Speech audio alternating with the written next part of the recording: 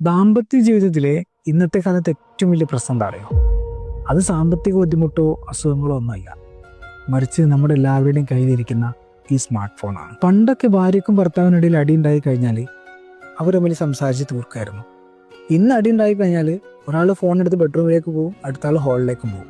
എന്നിട്ട് അവിടെ ഇരുന്നുകൊണ്ട് റീല് കണ്ടുകൊണ്ടിരിക്കും. തൊട്ടടുത്തിരിക്കുന്ന ആളോട് സംസാരിക്കാനോ പിണക്കം മാറ്റാനോ ശ്രമിക്കാതെ വീഡിയോ കിടക്കുന്ന ആർക്കൊക്കെയോ വേണ്ടി ലൈക്ക് കൊടുക്കാൻ നമ്മൾ സമയം കണ്ടെത്തുന്നു. നമുക്കതിനൊരു മടിയില്ല. നമ്മുടെ സ്ക്രീൻ ടൈം കൂടുന്ന സമയത്ത് അവിടെ കുറഞ്ഞുകൊണ്ടിരിക്കുന്നത് നമ്മുടെ ബന്ധങ്ങളിലെ സ്നേഹമാണ്. ഒരുമിച്ച് ഭക്ഷണം കഴിക്കുന്ന സമയത്തും ഒരുമിച്ച് യാത്ര ചെയ്യുന്ന സമയത്തും കിടക്കുമ്പോഴും പോലും രണ്ടുപേർക്കും ഇടയിൽ ആ ഫോണുണ്ട്. തന്റെ ലൈഫ് പാർട്ട്ണറുടെ കണ്ണിലേക്ക് നോക്കുന്നതിനേക്കാൾ കൂടുതൽ സമയം സ്ക്രീനിലേക്ക് നോക്കിക്കൊണ്ടിരിക്കുന്നുണ്ട്. മനസ്സിലാക്കേണ്ട ഒരു കാര്യം, അറ്റൻഷൻ കിട്ടാത്ത സ്നേഹം പതിയെ പതിയെ മരിച്ചു തുടങ്ങുന്നുള്ളതാണ്. ഫോൺ ഓഫ് ചെയ്താൽ ഒരിക്കലും ലോകം അവസാനിക്കുന്നില്ല.